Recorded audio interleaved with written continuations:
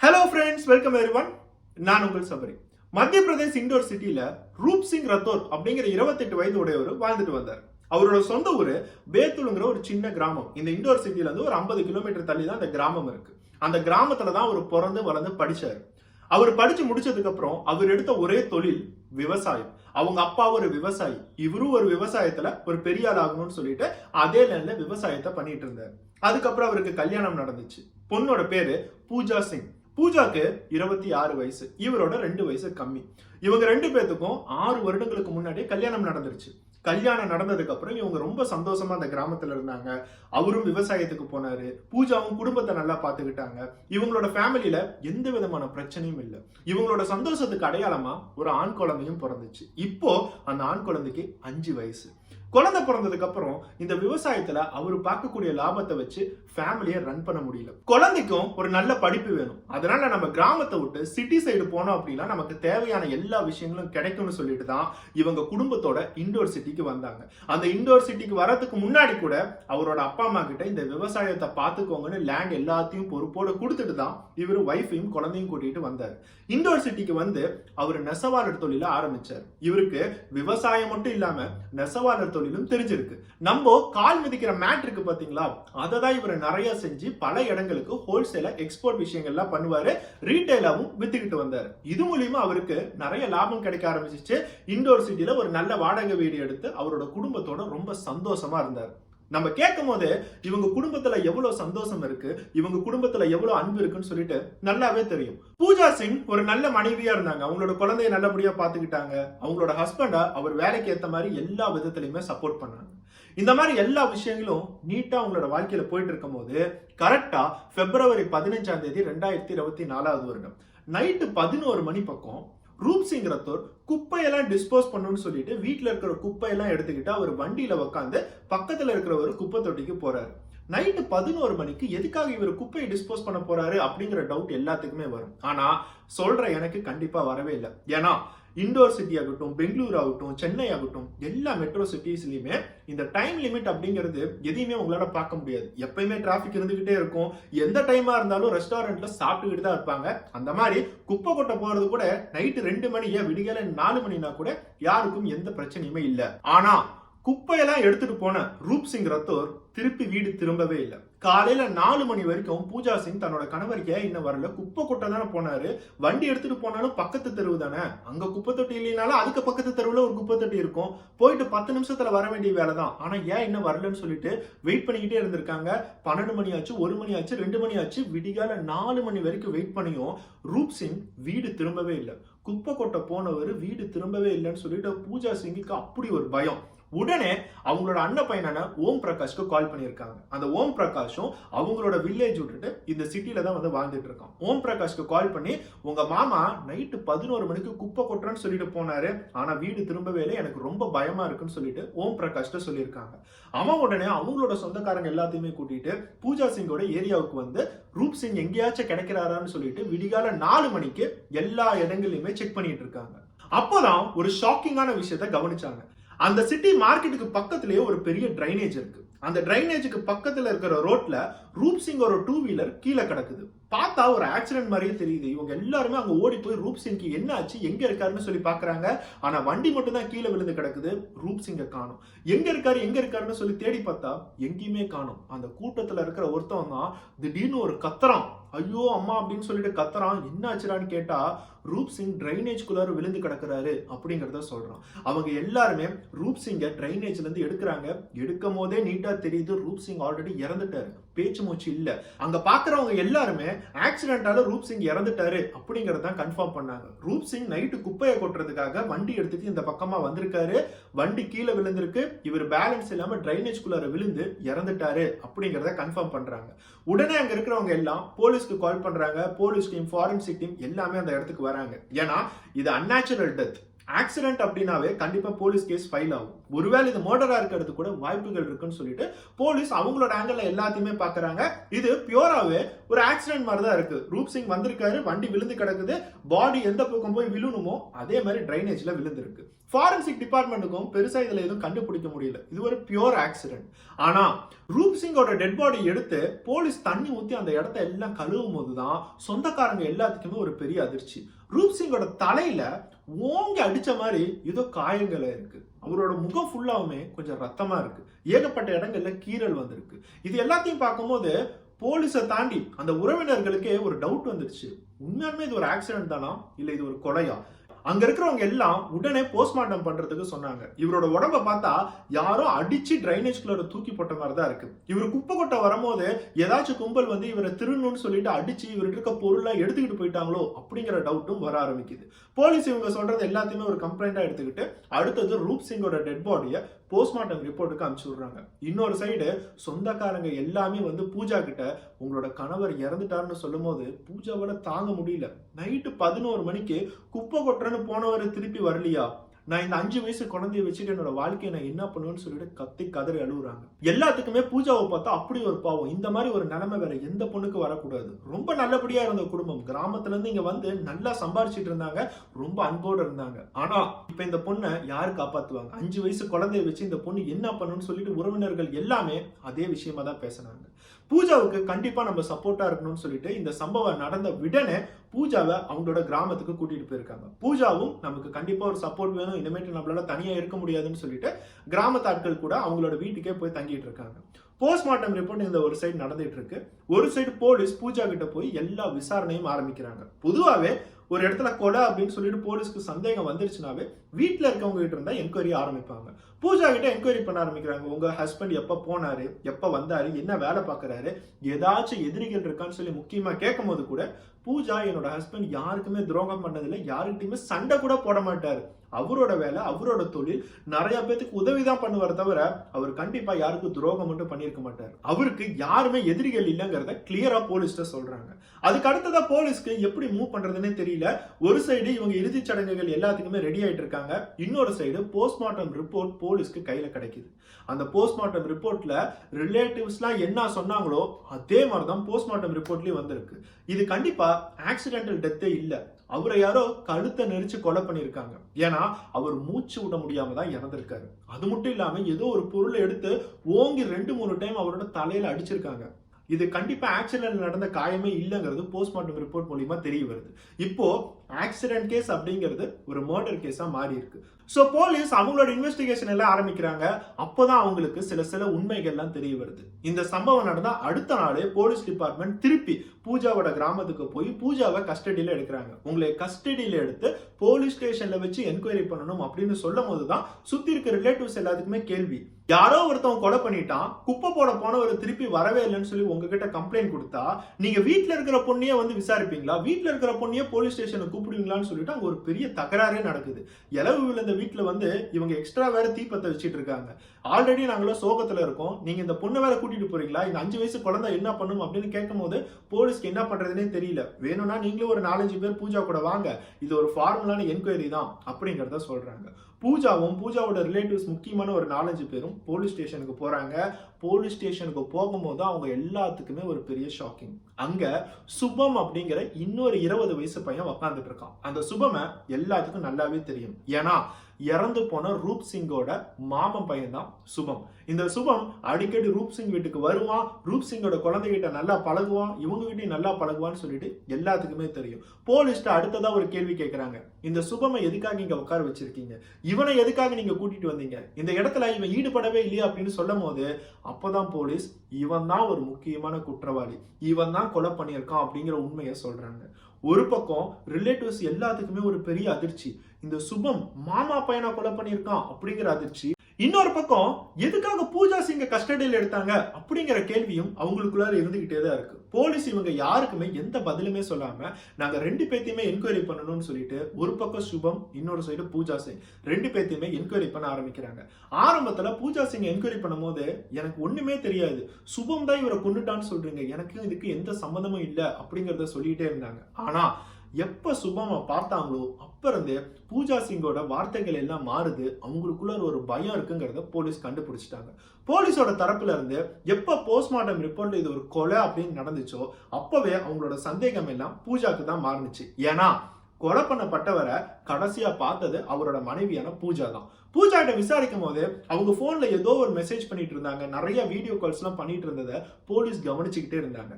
பூஜாவுக்கே தெரியாம cyber security டீமுக்கு போய் பூஜாவோட மொபைலை ட்ராக் பண்ண ஆரம்பிச்சாங்க. பூஜாவோட மொபைலை ட்ராக் பண்ணும்போது தான் அவங்க மொபைல்ல இருந்த கடைசி நாள் வரைக்கும், அந்த கொலை நடந்த நாள் அன்னைக்கு கூட ஒரு வீடியோ கால் போயிருக்கு. அந்த வீடியோ கால் யாருக்குன்னா இந்த சுபம் அப்படிங்கிற பையனுக்கு தான். இந்த சுபமுக்கும் பூஜாவுக்கும் என்ன சம்பந்தம்? ஏன் நைட்டு ஃபுல்லா இவங்க ரெண்டு பேரும் பேசிக்கிட்டே இருக்காங்க, அடிக்கடி இவங்க ரெண்டு பேரும் கான்டாக்ட்ல இருந்துகிட்டே தான் இருக்காங்க. அடுத்ததா பூஜாவோட போன் வாங்கியிருக்காங்க. பூஜாவோட போன் வாங்கி எல்லா விஷயங்களையும் செக் பண்ணும்போது எந்த விஷயமே அந்த போன்ல கிடைக்கவே இல்லை, எல்லாமே டெலீட் ஆகி கிடக்குது. அந்த போனை சைபர் செக்யூரிட்டி கிட்ட கொடுக்கும் போதுதான் அதுல இருக்கிறது எல்லாத்தையும் ரிட்ரீவ் பண்ணிருக்காங்க. முக்கியமா பூஜாவோட வாட்ஸ்அப் எடுத்து பார்க்கும் போது இவங்க ஆபாசமா சென்ட் பண்ண எல்லா மெசேஜஸ்மே போலீஸ்க்கு கிடைக்குது. ஆபாசமான மெசேஜஸ், ஆபாசமான வீடியோ, ஆபாசமான போட்டோ, எல்லா விஷயங்களும் இவங்களோட நியூட் போட்டோஸ் முதற்கொண்டு அதுல இருக்கும் போதுதான் போலீஸ்க்கு இவங்க ரெண்டு பேர்த்தோட ரிலேஷன்ஷிப் என்னங்கிறது புரிய வருது. அதனால இவங்க தான் சேர்ந்து ரூப் சிங்கை கொலை பண்ணிருக்கணுங்கிற டவுட்ல தான் ஆரம்பத்திலே சுபத்தை தூக்கி இருக்காங்க. சுபத்துக்கிட்ட என்கொயரி பண்ணும்போது அவன் ஒத்துக்கிட்டான், ஆமாங்க நாங்க தான் கொலை பண்ணோங்கிறத ஒத்துக்கிட்டான். இது எல்லாத்தையுமே பூஜா சிங் கிட்ட சொல்லும் போதுதான் பூஜா சிங்க்கு ஓகே நம்ம டோட்டலாவே மாட்டிக்கிட்டோம், எவ்வளவுதான் மறைக்க பார்த்தோம், கடைசியா அவங்க சுபத்தையே தூக்கிட்டாங்களேன்னு சொல்லிட்டு ஆமா நாங்க தான் கொலை பண்ணோங்கிறத ஒத்துக்கிட்டாங்க. இப்ப போலீஸ்க்கு ஒரு பெரிய ரிலீஃப். இன்னொரு சைடு ரிலேட்டிவ்ஸ்க்குலாம் ஒரு பெரிய அதிர்ச்சி. என்னடா சாதாரணமான ஒரு 5 வயசு குழந்தைய பார்த்துட்டு இருக்க பொண்ணுன்னு நினைச்சா இவன் என்னால வேலை பார்த்திருக்கா, அவனுக்கு இவ அத்தை முறை ஆகுது, அத்தை முறையில இந்த மாதிரி விஷயங்கள்லாம் செஞ்சிருக்காளேன்னு அவங்க எல்லாத்துக்குமே ஒரு சைடு கேவலம். அந்த போலீஸ் ஸ்டேஷன் விட்டு இவளுக்காக நாங்க இருக்க மாட்டோம்னு சொல்லிட்டு எல்லாமே சொந்த ஊருக்கு போயிட்டாங்க. சொந்த ஊருக்கு போய் பூஜாவுக்கும் இவனுக்கும் இருக்கிற ரிலேஷன்ஷிப் பத்தி சொல்ல ஆரம்பிக்கிறாங்க. எல்லா ரிலேட்டிவ்ஸ்க்குமே இவங்களெல்லாம் எதுக்குதான் நம்ம காப்பாற்றணும், இவங்க கிட்ட எதுக்குதான் நம்ம பேசணும்னு சொல்லிட்டு அவ்வளவு ஒரு அருவருப்பான விஷயம். ஏன்னா சுபத்துக்கு பூஜா அத்தை முறை ஆகுது. அந்த அத்தை முறைக்கிட்டே இவன் என்ன பண்ணிருக்கான் அப்படிங்கறத யாராலையுமே நினைக்க முடியல. இப்ப போலீஸ்க்கு தெரிய வேண்டியதெல்லாம் நீங்க எதுக்காக கொன்னீங்க, எப்படி கொன்னீங்க, எப்படி பாடியை டிஸ்போஸ் பண்ணீங்க, இந்த மாதிரி விஷயங்கள் தான். அதுக்கு பூஜா ஒவ்வொரு விஷயங்களா எல்லா உண்மையுமே போலீஸ்ல சொல்ல ஆரம்பிச்சாங்க. என்னோட கணவரும் நானும் எப்பயும் நல்லபடியா வாழ்ந்துட்டு இருந்தோம். ஆனா கொஞ்ச நாட்களாவே அவர் என்னை ஓவரா ஹராஸ் பண்ண ஆரம்பிச்சாரு. டெய்லி குடிச்சிட்டு வந்து என்னை கண்டபடி அடிச்சுட்டு இருந்தாரு. அதனாலதான் இவகிட்ட சொல்லி நான் ஹெல்ப் கேட்டேன். எனக்கும் இவனுக்கும் ஒரு தொடர்பு இருந்தது உண்மைதான். ஆனா அந்த தொடர்பு வரதுக்கு காரணமே என்னோட கணவர் டெய்லி குடிச்சிட்டு வந்து என்னை அடிச்சதுனாலதான் இந்த தொடர்பு வந்துச்சு. அதனாலதான் நாங்க கடைசியா இவரை கொலை பண்ணோம். இவர் அடிக்கிறத டெய்லி என்னால தாங்க முடியல அப்படிங்கறத போலீஸ்ல சொல்ல ஆரம்பிக்கிறாங்க. இதை கேட்கும் போதே போலீஸ்க்கு இவர் டோட்டலா ஒரு பொய்யதான் சொல்றாங்கிறது நீட்டா புரிய வருது. ஏன்னா ரிலேட்டிவ்ஸ் ஆகட்டும், ரூப் சிங்கோட அம்மாவாகட்டும், அவங்க என்னோட பையனுக்கு குடிப்பழக்கமே இல்ல, அவன் விவசாயத்துல இருந்தான், இப்ப நெசவாளர் தொழில இருக்கான், அவன் ஆரம்பத்துல இருந்தே தொழில தாங்க கான்சென்ட்ரேட் பண்ணுவான், குடிப்பழக்கமே இல்லாதவன் அப்படிங்கறத சொல்றாங்க. இன்னொரு சைடு சுபம் அப்படிங்கிறவன் அதே சிட்டில ஒரு பார்ல ஒர்க் பண்ற பையன். அப்படின்னா அவன் தான் இவங்களுக்கு ஏதோ ஐடியா கொடுத்து பொய் சொல்ல வைக்கிறானோ அப்படிங்கிற டவுட் ஆரம்பத்துல இருந்து போலீஸ்ல இருந்துகிட்டே தான் இருந்துச்சு. ஆனா ஒரு பக்கம் ரூப் சிங் குடிக்கவே மாட்டான் அப்படின்னு தெரிஞ்சதுக்கு அப்புறம் இன்னும் பூஜா சிங் கிட்ட அவங்களோட ஸ்டைல விசாரிக்கும் போது பூஜா சிங் கொஞ்சம் கொஞ்சமா பேசுறத மாத்த ஆரம்பிக்கிறாங்க. இல்ல அவர் குடிக்க மாட்டாரு, அது என்னமோ உண்மைதான், ஆனா என்னை ரொம்ப ஹராஸ் பண்ணிக்கிட்டே இருந்தாரு, ரொம்ப செக்ஷுவல் டார்ச்சர் பண்ணிக்கிட்டே இருந்தாரு. அதனாலதான் இந்த சுபம் அப்படிங்கிறவர்கிட்ட கூப்பிட்டு சில பேரை வச்சு அவரை அட்டாக் பண்ண சொன்னேன். அவரை நான் ஊனமா தான் ஆக்க சொன்னேன் தவிர உயிர் எடுக்க வைக்கல. அவர் ஊனமாக்கிட்டோம் அப்படின்னா அவர் பாட்டுக்கு பெட்ல படுத்துட்டு இருப்பாரு, நான் பாட்டுக்கு நிம்மதியா இருக்கலாம். நான் கடைசி வரைக்கும் அவருக்கு உண்மையா தான் இருந்தேங்கிற டோட்டலா வேற ஒரு கதையை சொல்றாங்க. ஒரு பக்கம் அவர் குடிச்சிட்டு வந்து ஹராஸ் பண்ணாருன்னு ஆரம்பிச்சாங்க. இப்ப என்னன்னா செக்ஷுவல் டார்ச்சர் பண்ணாரு, நான் அவர் கொலை பண்ணவே சொல்லல, ஊனமாக்க தான் சொன்னேன், கை கால் எடுக்க தான் சொன்னேன் அப்படிங்கறத சொல்றாங்க. போலீஸால இந்த மாதிரி எந்த விஷயங்களும் நம்ப முடியல. அடுத்ததா சுபத்துக்கிட்ட போய் அவங்களோட ஸ்டைல விசாரிக்கும் போது முழுக்க எல்லா உண்மையுமே வெளியே வருது. கடைசி 1.5 வருஷம் காலங்களாவே சுபத்துக்கும் பூஜா சிங்க்கும் ஒரு ரிலேஷன்ஷிப் இருந்துகிட்டு தான் இருக்கு. யாருக்குமே தெரியாம தனியா அவங்க ஏரியால ஒரு ரூம் முதற்கொண்டு வாடகை எடுத்து அவங்க பாலியல் ரீதியா உறவு வச்சுட்டு தான் இருந்திருக்காங்க. இது கடைசி 6 மாசமா தான் ரூப் சிங்குக்கு தெரிய வந்திருக்கு. ஆரம்பத்துல எப்பயும் போல தன்னோட மாமன் பையன் வீட்டுக்கு வரான், சுபம் வீட்டுக்கு வரான், சாக்லேட் எல்லா விஷயங்களும் வாங்கிட்டு வரான், தன்னோட குழந்தைகிட்ட வந்து விளையாண்டுட்டு இருக்கான்னு சொல்லிட்டு ரூப் சிங் பெருசா எந்த விஷயத்தையும் எடுத்துக்கவே இல்லை. அவர் பாட்டுக்கு நார்மலா விட்டுட்டு இருக்காரு. ஏன்னா ரூப் சிங்குக்கும் பூஜாவுக்கும் கல்யாணம் நடக்கும் போது இந்த பக்கம் சுபம் 10 வயசு பையன். அதனால இன்னுமா அவனை ஒரு குழந்தையா, இன்னுமா அவனை ஒரு சின்ன பையனா தான் அவர் ட்ரீட் பண்ணிட்டு இருந்தாரு. நீ எப்ப வேணும்னாலும் வீட்டுக்கு வாடா, அத்தை சாப்பாடு செஞ்சு போடுவாங்க, நீ சாப்பிட்டுட்டு நிம்மதியா இரு அப்படிங்கறத சொல்லிட்டு இருந்தாரு. ஆனா அவன் இப்படிப்பட்ட துரோகத்தை பண்ணுவான்னு சொல்லிட்டு ரூப் சிங்க்கு தெரியவே தெரியல. ஒரு பக்கம் இந்த சுபம் மேல பூஜாவுக்கு கொஞ்சம் கொஞ்சமா இன்ட்ரெஸ்ட் வர ஆரம்பிச்சிச்சு. இவங்க ரெண்டு பேரும் பேச ஆரம்பிச்சாங்க, பழக ஆரம்பிச்சாங்க, மொபைல் நம்பர் எக்ஸ்சேஞ்ச் பண்ணாங்க. இவங்க ரெண்டு பேரும் ரொம்ப ரொமான்டிக்கா பேச ஆரம்பிச்சு ஒரு லிமிட்டுக்கு மேலேயே போயிட்டாங்க. பூஜாவுக்கு மனசு ஃபுல்லா எப்படியாச்சும் தன்னோட ஹஸ்பண்டை நீக்கிட்டு நம்ம இவன் கூட போய் வாழணும் அப்படிங்கிற ஆசை வர ஆரம்பிச்சிச்சு. அதே தான் சுபத்துக்கும், எப்படியாச்சும் நம்ம பூஜா கூட ஃபியூச்சர்ல கல்யாணம் பண்ணி வாழலாம் அப்படிங்கிற ஒரு திங்கிங் வர ஆரம்பிச்சிச்சு.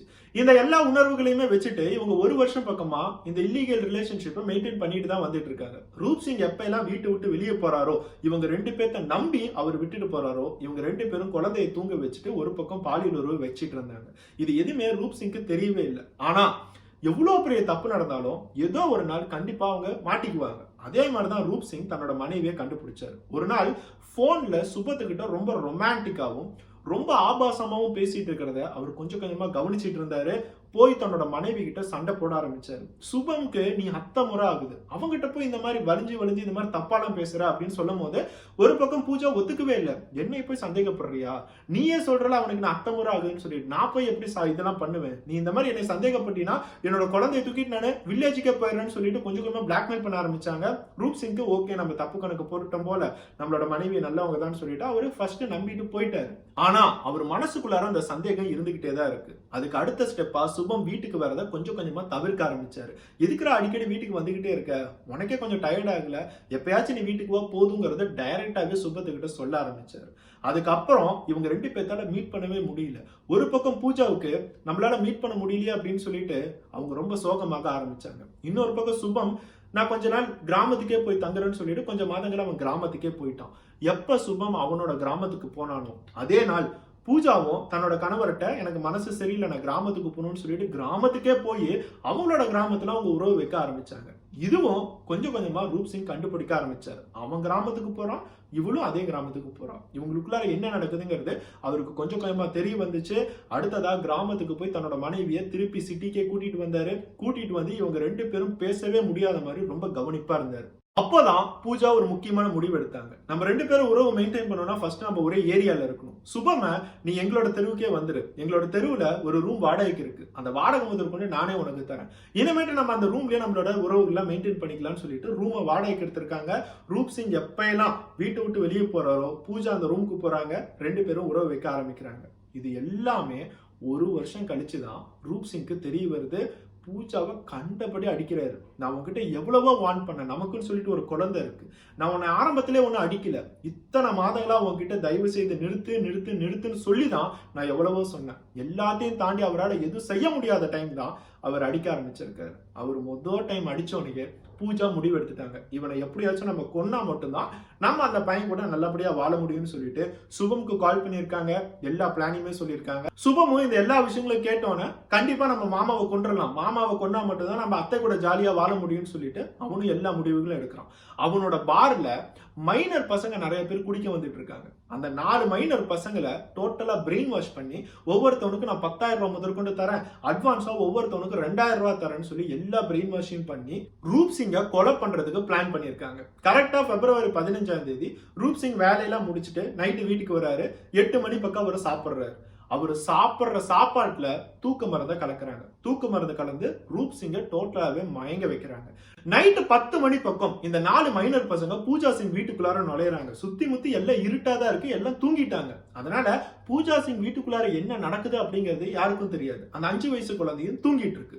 பூஜா சிங்கோட மொபைல்ல சுபம் வீடியோ கால்ல வரான், நான் கண்டிப்பா வீட்டுக்குள்ளார வந்தேன் அப்படின்னா அதுவே ஒரு தடயம் ஆயிரும், அதனால எக்காரணத்துக்கு இந்த கேஸ்ல என்னோட பேரு இருக்கக்கூடாதுன்னு சொல்லிட்டு அவன் ரொம்ப தெளிவா இருந்திருக்கான். இந்த மைனர் பசங்க எல்லாம் உள்ளார வந்ததுக்கு அப்புறம் ரூப் சிங்கோட தலையை டோட்டலா ஒரு துணி வச்சு கவர் பண்றாங்க. பக்கத்துல அவரோட மனைவி சும்மா வேடிக்கை பார்த்துட்டு இருக்காங்க, இவங்க பண்ண வேண்டியதை பண்ணட்டும்னு சொல்லிட்டு.